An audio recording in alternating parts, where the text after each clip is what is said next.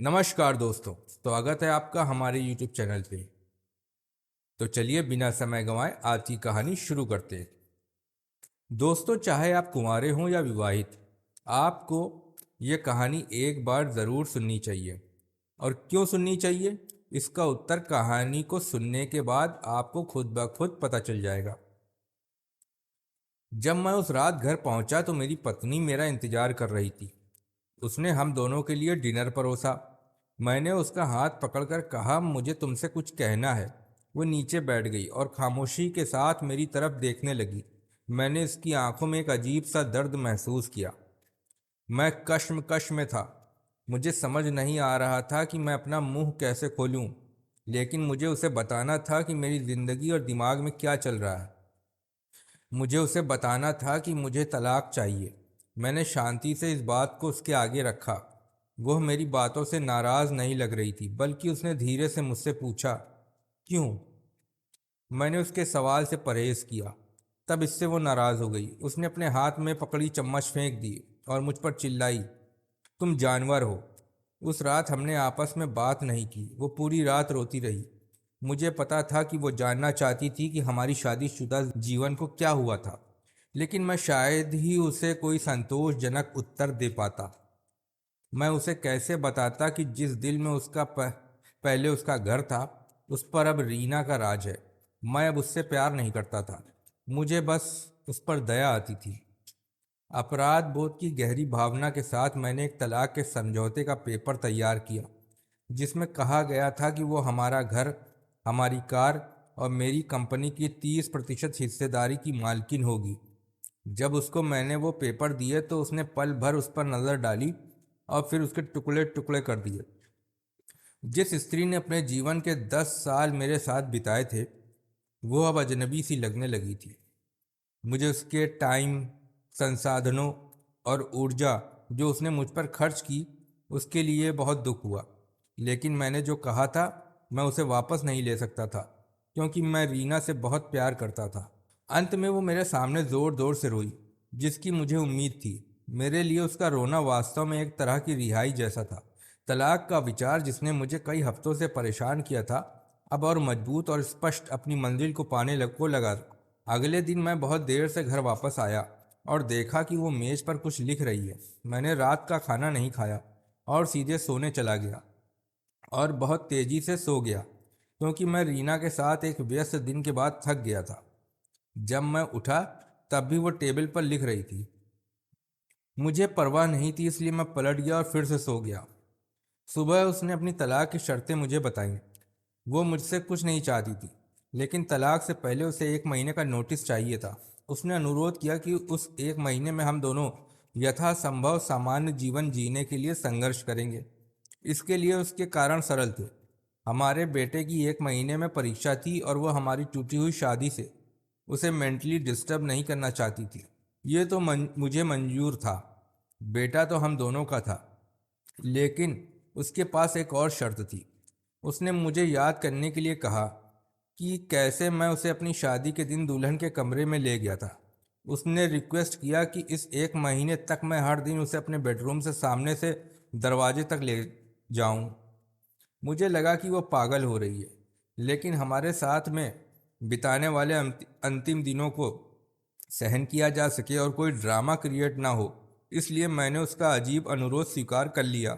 मैंने रीना को अपनी पत्नी की तलाक की शर्तों के बारे में बताया। वो ज़ोर से हंसी और उसे लगा ये सच में पागलपन है। कोई फ़र्क नहीं पड़ता कि वो कौन सी चालें चलती है, उसे तलाक का सामना करना ही पड़ेगा, उसने तिरस्कार पूर्वक कहा। अगले दिन से 1 महीने का नोटिस पीरियड शुरू हो गया। मेरे तलाक के इरादे को स्पष्ट रूप से व्यक्त किए जाने से पहले से ही मेरी पत्नी और मेरे बीच कोई शारीरिक संपर्क नहीं रह गया था। इसलिए जब मैंने उसे पहले दिन गोद में उठाया तो हम दोनों को अजीब लगा। हमारे बेटे ने हमारे पीछे ताली बजाई। डैडी ने मम्मी को गोद में ले लिया। उसके शब्दों ने मुझ में एक दर्द की भावना जगाई। शयन कक्ष से बैठक कक्ष तक, फिर दरवाजे तक मैं उसे गोद में लेकर 10 मीटर से अधिक चला। उसने आंखें बंद की और धीरे से कहा, हमारे बेटे को तलाक के बारे में मत बताना। मैंने सिर हिलाया, कुछ परेशानी महसूस कर रहा था। मैंने उसे दरवाजे के बाहर नीचे उतार दिया। वो काम पर जाने के लिए बस की प्रतीक्षा करने लगी। मैं ऑफिस के लिए अकेला चला गया। दूसरे दिन हम दोनों ने काफ़ी आसानी से एक्टिंग कर ली। वो मेरे सीने पर झुक गई। मैं उसके ब्लाउज की खुशबू सूंघ सकता था। मुझे एहसास हुआ कि मैंने इस महिला को लंबे समय से ध्यान से नहीं देखा था। मुझे एहसास हुआ वो जवान नहीं रही थी। उसके चेहरे पर कम सही लेकिन झुर्रियाँ आ गई थीं। उसके बाल सफ़ेद हो रहे थे। हमारी शादी से उस पर बुरा असर पड़ा है। एक मिनट के लिए मैंने सोचा कि मैंने उसके साथ क्या कर दिया है। चौथे दिन जब मैंने उसे उठाया तो मुझे आत्मीयता की वापसी का आभास हुआ। अरे, ये वही महिला है जिसने मुझे अपनी ज़िंदगी के 10 अमूल्य साल दिए हैं। पांचवें और छठे दिन मैंने महसूस किया कि हमारे बीच एक रूपता की भावना फिर से बढ़ रही है। मैंने रीना को इस बारे में नहीं बताया।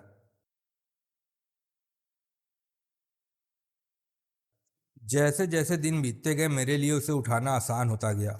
मैंने शायद प्रतिदिन की ये कसरत से मुझे मजबूत बना दिया। एक सुबह वो सोच रही थी कि क्या पहने। उसने बहुत सारे कपड़े पहनने की कोशिश की, लेकिन उस एक भी पोशाक नहीं मिली। फिर उसने गहरी सांस ली। वो बोली, मेरे सभी कपड़े बड़े हो गए। मुझे अचानक एहसास हुआ कि वो इतनी पतली हो गई है। मुझे अब समझ में आया कि यही असली वजह है जो मैं उसे इतनी आसानी से उठा पाता था। अचानक एक विचार ने मुझे अंदर से झकझोर दिया। उसने अपने दिल में कितना दर्द और कितना दुख दबा रखा होगा जिससे उसकी ऐसी हालत हो चली है, और चेतना में कभी इस बारे में सोच ही नहीं सका। मैंने उसके सिर को छुआ। हमारा बेटा उसी समय अंदर आया और बोला, पापा, माँ को गोदी में उठाने का समय हो गया है। उसके लिए इस एक महीने में अपने पिता को अपनी माँ को गोदी में उठाकर ले जाते देखना उसके जीवन का एक अनिवार्य हिस्सा बन गया था। मेरी पत्नी ने हमारे बेटे को करीब आने का इशारा किया और उसे कसकर गले लगा लिया। मैंने अपना मुंह फेर लिया क्योंकि मुझे डर था कि मैं इस अंतिम समय में अपना विचार न बदल दूं। फिर मैंने उसे अपनी बाहों में पकड़ लिया, शयन कक्ष से चलते हुए बैठक के कमरे से होते हुए दरवाजे तक। उसने सौम्यता और स्वाभाविक रूप से अपने हाथ मेरी गर्दन के चारों ओर रख दिए। मैंने उसके शरीर को कसकर पकड़ रखा था। यह हमारी शादी के दिन जैसा ही था, लेकिन उसके बहुत ही कम वजन ने मुझे उदास कर दिया। आखिरी दिन जब मैंने उसे अपनी बाहों में लिया तो मैं मुश्किल से एक कदम भी आगे बढ़ सका। हमारा बेटा स्कूल के लिए चला गया था। मैंने उसे कसकर पकड़ लिया और कहा, मैं ये नहीं देख पाया कि हमारे जीवन में इंटीमेसी की कमी हो रही है। मैं ऑफिस चला गया। दरवाज़ा बंद किए बिना तेजी से कार के अंदर बैठ गया। मुझे डर था कि थोड़ी सी देर में भी मेरा मन बदल जाएगा। मैं वहाँ चला गया जहाँ रीना रहती थी। रीना ने दरवाज़ा खोला और मैंने उससे कहा, सॉरी रीना, मैं अपनी पत्नी को अब तलाक नहीं दे पाऊंगा। उसने मुझे आश्चर्य से देखा। वह अचंभे में थी और फिर मेरे माथे को छुआ। क्या तुमको बुखार है? उसने पूछा। मैंने अपने सिर से उसका हाथ हटा दिया। सॉरी रीना, मैंने कहा, मैं तलाक नहीं लूँगा। मेरा वैवाहिक जीवन शायद इसलिए उबाऊ था क्योंकि वो और मैं अपने जीवन के छोटे छोटे पलों को महत्व नहीं देते थे। इसलिए नहीं कि हम अब एक दूसरे से प्यार नहीं करते थे। अब मुझे एहसास हुआ कि जब से मैं उसे अपनी शादी के दिन अपने घर ले आया था, तब मैंने उसने एक दूसरे से ये वादा किया था कि हम एक दूसरे का साथ तब तक नहीं छोड़ेंगे जब तक कि मौत हमें अलग न कर दे। ऐसा लग रहा था कि रीना अचानक शौक से जाग गई। उसने मुझे एक जोरदार थप्पड़ मारा और फिर दरवाज़ा मेरे मुंह पर पटक दिया और फूट फूट कर रोने लगी। मैं उसके घर से बाहर आया और अपने घर की ओर चल दिया। रास्ते में फूलों की दुकान पर मैंने अपनी पत्नी के लिए फूलों का गुलदस्ता लिया। सेल्स गर्ल ने मुझसे पूछा कि कार्ड पर क्या लिखूं। मैं मुस्कुराया और लिखा, मैं तुम्हें हर सुबह उठाऊंगा जब तक मौत हमें अलग नहीं कर देती। उस शाम मैं घर पहुंचा, हाथों में फूल और चेहरे पर बड़ी सी मुस्कान लिए। मैं सीढ़ियाँ चढ़ा और अपनी पत्नी के बिस्तर पर मृत पाया। मेरी पत्नी महीनों से कैंसर से लड़ रही थी और मैं रीना के साथ इतना व्यस्त था कि ना मैंने ध्यान दिया ना ही महसूस किया। वो जानती थी कि वो जल्द ही मर जाएगी और वो मुझे हमारे बेटे की नकारात्मक प्रतिक्रिया से बचाना चाहती थी। अगर हम तलाक के साथ आगे बढ़ते तो मेरा बेटा मुझे पक्का नफरत करता। कम से कम हमारे बेटे की नज़र में मैं एक प्यार करने वाला पति हूँ। मैंने तो नहीं, लेकिन मेरी पत्नी ने अपना वादा आखिरी दम तक साथ निभाने का पूरी तरह से निभाया। हाँ, पूरा जीवन अब मुझे पछतावे की आग में जलना था, मगर अब अपने आखिरी दम तक अपनी पत्नी से और से भी ज़्यादा प्यार करता रहा, चाहे वो मेरे साथ नहीं थी। आपके जीवन के छोटे छोटे पल ही एक रिश्ते में वास्तव में मायने रखते हैं। ये हवेली, कार, संपत्ति, बैंक का पैसा नहीं।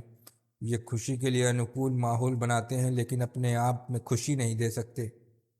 इसलिए अपने जीवन साथी के दोस्त बनने के लिए समय निकालें और एक दूसरे के लिए वो छोटे छोटे काम करें जो नवीनता पैदा करते हैं, एक वास्तविक सुखी विवाहित जीवन जिए। तो दोस्तों, कैसी लगी आपको हमारी आज की ये कहानी? अगर आपको हमारी ये कहानी पसंद आई हो तो कमेंट बॉक्स में हमें ज़रूर बताएं और हमारे YouTube चैनल को लाइक और सब्सक्राइब ज़रूर करें। धन्यवाद।